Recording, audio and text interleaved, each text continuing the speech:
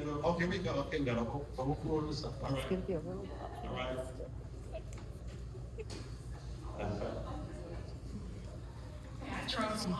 Oh, nice. Sherry. Nice to meet you, Sharon. So this is my question. I love your book. I love your writing. Thank you. So Nathaniel. Yes. Now the violence at the end. Yes. It seems like the Uh-huh. were a little more violent toward Nathaniel. Mm-hmm. I think I know why, but I would love for you to expound on that. You know, it's interesting. I don't think they were more violent. I think there was more of a ritual. So y'all, I don't want to give anything away, but with the other ones, it was we're gonna take you out. But with Nathaniel, he is a black man. So there's a ritual involved in it. There's a character named Emma Jane. My grandmother's name was Emma Jane. All the secondary characters are my ancestors from Richmond, Virginia. So it's ancestral. So it wasn't that it was more violent to me. It was ritualistic. It was. I'm sorry. So, but you kind of get the sense of what's going to go down. But it was a ritual, and it had to be a ritual because they were calling on their ancestors. In all these rebellions, it was strategy. There was a blueprint. There was patience. There was a long game. So I didn't see it as violence. I saw it with them. It was just more of a ritual. And with that one, it was much more collective versus the others. It was more individual and more people tag on. Thank you. All right. Where we go? Okay. Mr. King, hey, you are brilliant. Thank you. And we really enjoyed your book. Thank you. We're going to read it now, but we did it on Audible. Oh, thank you. It's very, very dramatic. Thank you. My question is your process toward the research behind the book. Yeah. Could you give us a sense of your process? Because it's a fictional book, however, it's based on fact, Right. as Boykin pointed out. Yeah, so a lot of it I already knew from my African American studies courses, and I would never throw away a textbook. I have all of my textbooks, so there was that I knew. But then when I was researching for the Grift, I would go down this like 19th century newspaper rabbit hole, and I would see enslaved person put an axe to their owner's head. I'm like, oh, this is kind of amazing. What is that?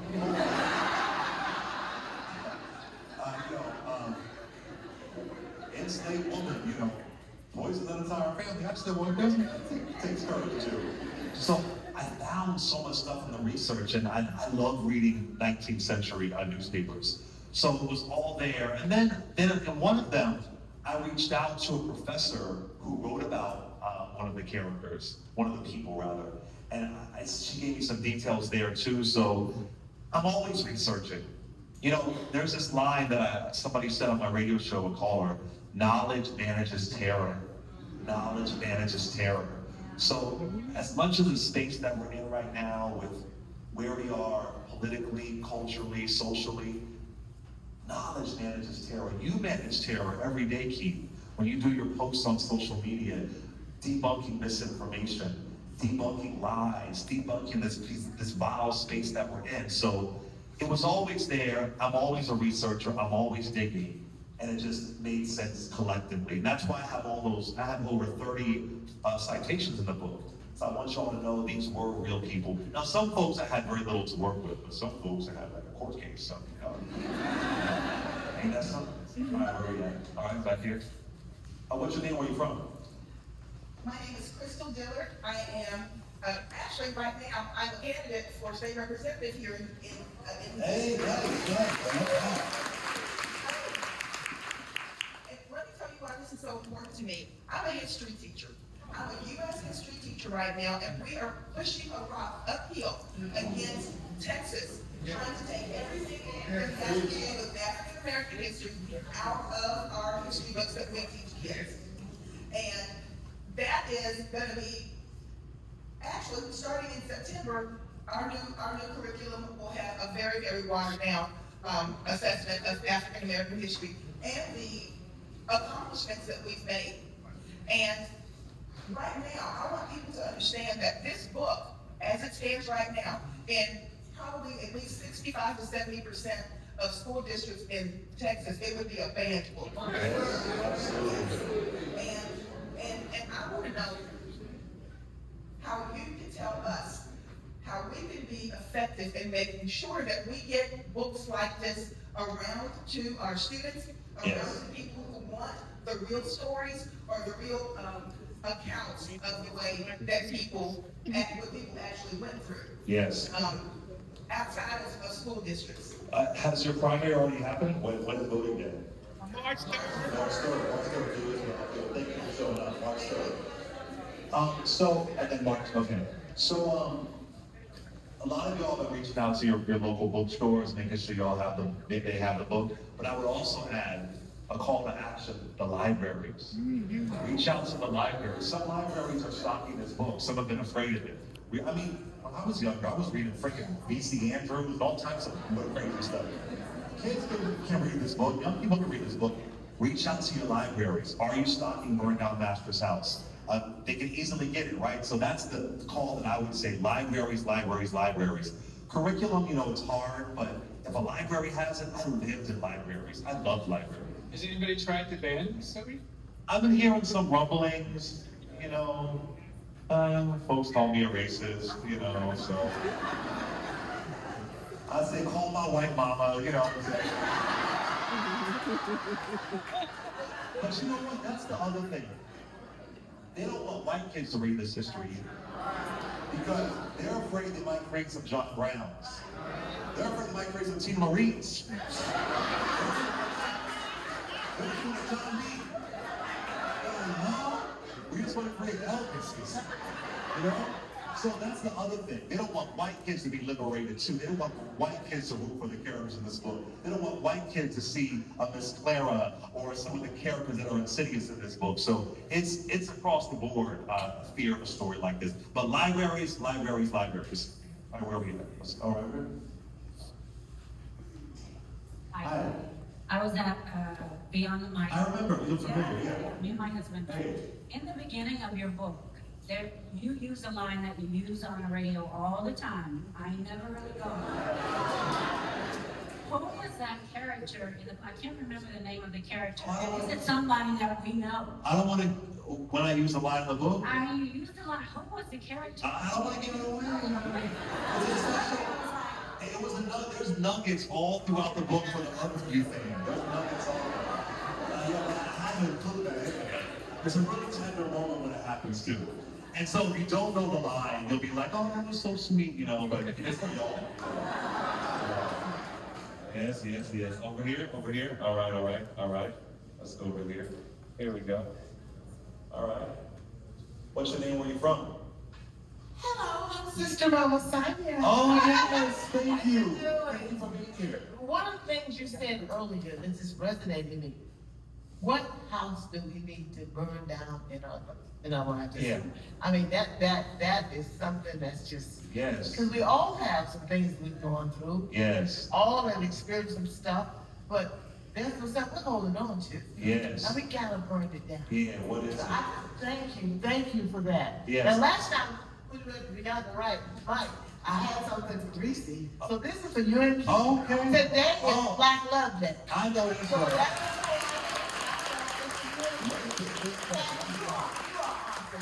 Oh, thank you so much. Thank you. I will tell you, for me, things that I had to burn down to break through professionally, I had to burn down this idea that I needed legacy media or I would be a failure. I've had to burn down the struggle that I've had with grief, losing my best friend Alexa, seeing somebody die in her hospital bed, and her having poor health care. I wear her class ring on my neck everywhere I go. Where's that? There's something on here. But I wear a class ring on my neck. Her sister gave it to me. So I really had to do the work to burn down grief, burn down my own anger, right? So I can move forward. As Gil Scott Heron said, the revolution will not be televised. I'm here. How can I write a book like this if I'm hanging on to these things? So this book helped me internally burn it down. So when I've dealt with, people talking about banning or calling me a racist, I've already let it go. I've already let it go. And then when I was so I was so ill, I was so sick, I had to, I was ick, but I had to burn down the fear, not knowing what was happening. Because how much can I really move in fear, right? So those are all the things that have taught me. So burning it down is so important. And being able to build from ashes is grace, Oh my gosh, my favorite, the nurse, right? Nurse. And there's your husband, Marcus? Marcus? What is it again? Yes. Oh my gosh. Oh, let me say hi to the little one. Let me say hi. How are you? What's your name? Wimberly? Oh, it's a beautiful name. Nice to meet you. Nice to see you, brother. Appreciate you. She's an amazing nurse, y'all. An amazing nurse. God's work. So, Susie told me you're from Houston, so we were coming. Yes, of course. Here's my question. I'm only a fourth week in the book so far. It's okay if you don't know yet. Would you possibly be open to ever doing the movie for it? Because as I'm reading it so far, it's so visual. Yeah. As I'm reading it, I can visually see it in my head, the characters and the actions and just. But I know Hollywood is a whole other sector. It is. And being able to keep how you wrote the book and not having people trying to tell you what to change. Yeah. Have you thought about it perhaps, or just people approached you about it? Would you be open to? I'm 99% sure it's going to happen. I haven't been approached, but I know it's going to happen. I feel it in my soul. I have no doubt it's going to happen. It's funny. Ansar. My friend Ansar said, he goes, when this becomes a movie, they're going to try to make Miss Clara the lead role. Miss Clara's on the white character. That's exactly what we're trying to do. I'll be on social media burning it down. Yes, I see it. I know when I feel it. I don't know when. I know that it will happen. And I just want it to be as raw and as impactful as the book. And I've also studied Alice Walker and how The Color Purple got made. And she had certain things in the contract that she wanted to see to it that was in there. So I definitely see it happening. Definitely. Thank you. It was good to see you again. All right. Hi. Excuse my seat. Oh. My name is Sean Evans. I listened to the audio. And it's so strange because when I got the book today, I'm like, this is a small book. I was thinking it was going to be a huge book just because the story was so huge. Right. And the second thing I wanted to say is, I was talking to somebody about, how you think about the emotions that our ancestors probably felt, of course, terror and grief and afraid and all those things. I had never really thought about depression. Mm-hmm. Oh, yeah. I was like, why would I think, of course they would be depressed. Mental health. Yeah, one has a mental break, right? Yeah. But she comes back now. But it was so overwhelmingly sad. Yeah. So sad. Yeah. So on the sides of the book, I didn't want it to be 400 pages. I was really inspired by The Bluest Sky and The Color Purple. Those are fairly compact books. And I wanted this book to be accessible, right?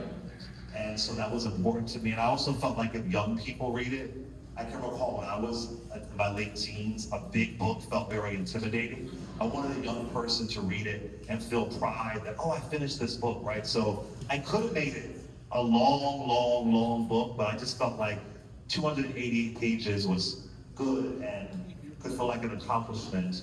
And yeah, so that's the reason why. But I wasn't making one go over it. So here, Thank you. I thought Go back here. I'll see you, brother. I was gonna say, I thought the length was perfect, but I also want to ask you a quick question before we get to this one. About Kindred because we're Kindred Books is Yeah. kind of sponsors of them, but there's a book called Kindred. Octavia Butler, one of my favorite books. And I was Have y'all read that book? I was wondering to what extent you I don't know, inspired by it or affected by it or anything like that. Octavia Butler is everything. We don't mention her enough. She is everything. Parable of the Talents, Parable of the Sower, life-changing for me. I love her. I just love her to death. I was heartbroken when she passed away. I believe it was a fall. I adore her. But it was so funny, like when I was writing this, I didn't read anything else. I wanted to really, really be careful of what I wanted to solely focus on this story. So inspired by her, yes, but the writers who really inspired me, and I love Octavia Butler, it was historical fiction writers. That's when I began to learn in college. You know, 'cause I didn't really understand history that well. But when I read Arna Bontem's Black Thunder, Margaret Walker Jubilee, Richard Wright's Uncle Tom's Children, like those books changed my life, and I understood politics and policy and philosophy much better. So I love Octavia Butler, and I love Alex Haley, and I love all of those, but those historical fiction writers in the 20s and 30s, when I was in college, I really fell in love with. So even like the inside of the book, it reminds me of how those books looked during the Harlem Renaissance. Like this type of font, this reminds me of those Harlem Renaissance books, right? That was purposeful. Yeah, absolutely. So I was really, and those are writers we don't mention enough from the 20s and 30s, really important time. Thank you. All right, where are we at here? Oh, let's go over here, yes.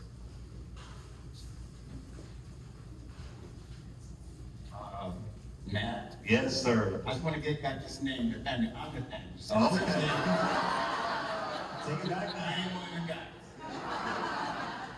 But as far as Bernard Mess's house, I'm so proud of you. Thank you.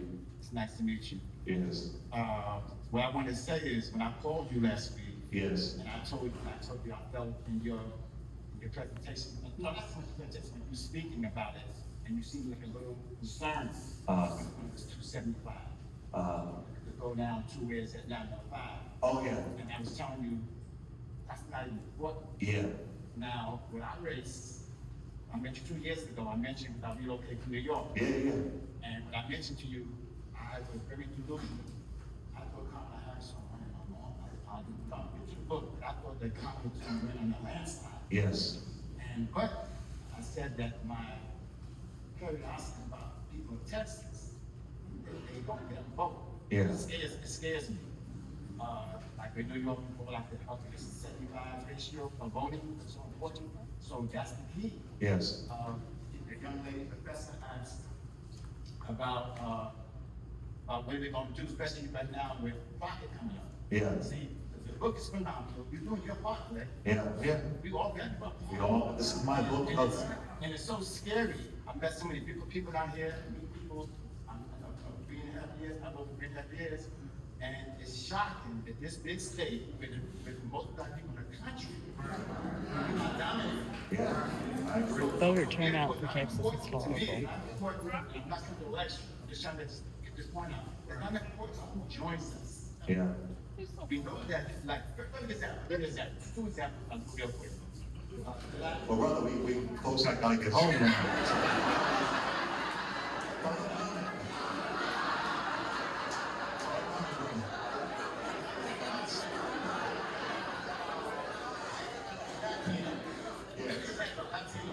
Yes, Super Bowl.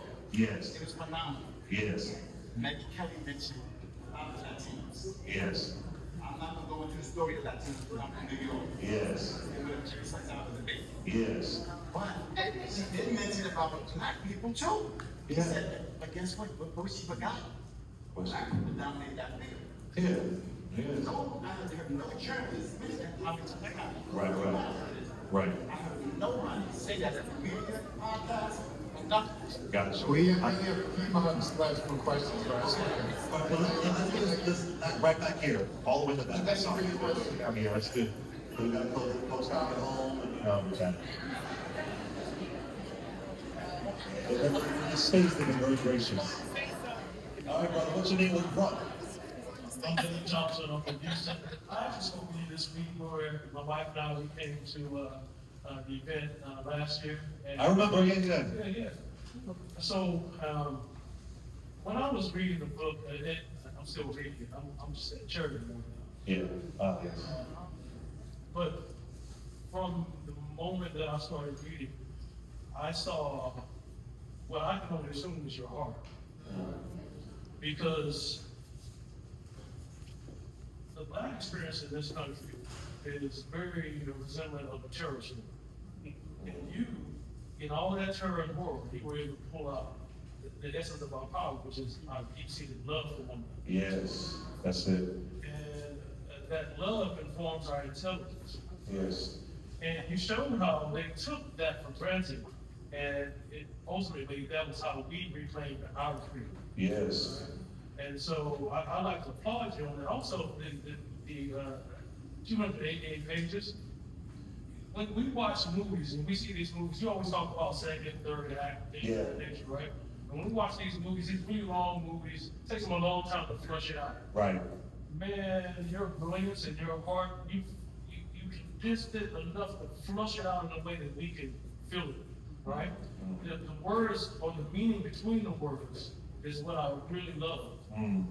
Even when we're talking about Miss Clara. Miss Clara, yes. Because there was meaning in that. Though she was in a situation that actually was beneficial for her as a white woman. Yes. Her background was such that a seed was planted by her parents. Exactly. That eventually rose up. Yeah. Right? Yeah. And what I see in this book are seeds that have been planted that our youth need to see. Because what they don't understand is that we were not free. We reclaimed our freedom. Exactly. They did not free us. But they kind of felt like if we don't do something, they're going to kill us all. Right. Well, listen, I want to thank you for that. We're going to close it out, but I do want to say that's a great way to close it out. This book is not about slavery. It's about resistance. This book is not about hate. It is about love. And this book ultimately is not about giving in. It's about radical hope. Radical hope. Through it all, these characters had radical hope in themselves, in their ancestors, and the people that they love, all of that. So I really, really appreciate that. And I would say this really quick. Oh God, this is so specific. I would say that you probably understand this. A lot of people felt like, Clay, if you start this book with these Luke and Henry characters, not one black straight man in America will get past this. So I know this is anecdotal, but I really appreciate you because this goes to show you, no matter what we've been taught, that we're more homophobic and we're this and we're this, that at the end of the day, if blackness is centered and love is centered, through the proper storytelling, we can see beyond all of that. I care about the love. I'm not saying you don't have homophobia, I'm not saying any of that, but so many people told me, some folks said, like, maybe do that at the end. No, I'm gonna start again. Because the first 30 pages, you don't know what it is. Whatever read to say who's who and who, you don't know. So you end up liking these powerful men. And it isn't about sex. Because we oftentimes only see LGBT folks below the groin, not above the groin. So that was really important. So I appreciate you saying that. It means so much to me. I really do. I appreciate you saying that too. Before we close, I just want to say something that I thought it was a very bold choice, first of all, to start the book the way you did, and I applaud you for that. And what I saw tonight reminded me of somebody else. One of my friends passed away a few years ago. His name was Elin Harris. Yeah. And Elin Harris was a 20-time New York Times bestselling author who started out selling books in the trunk of his car because the big publishers didn't believe in what he was doing. And he created a community and people started to realize that they didn't have to go through the gatekeepers to access this information. And you were doing the same thing too. I want to thank you for what you're doing for creating this community and breaking down the walls that the gatekeepers have constructed to prevent us from sharing our love. I love that.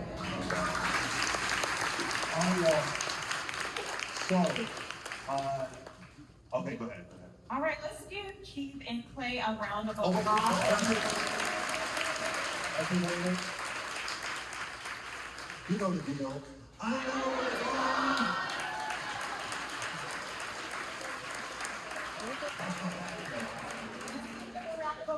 We are going to go ahead and transition, but first I want to thank every single person for coming out tonight. Keith, thank you for joining us. We appreciate your energy. We do have a few of Keith's books for sale as you're going out tonight. Let's give another round of applause for Clay.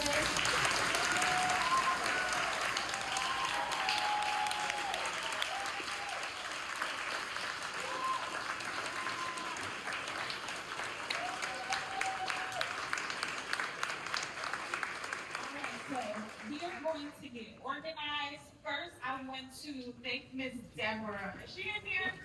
Miss Deborah was the first person to order Burn Down Master's house. I had to go find the ISBN. This is the number that's on the back of the book. So thank you, thank you, thank you. You really put some energy into this. Thank you.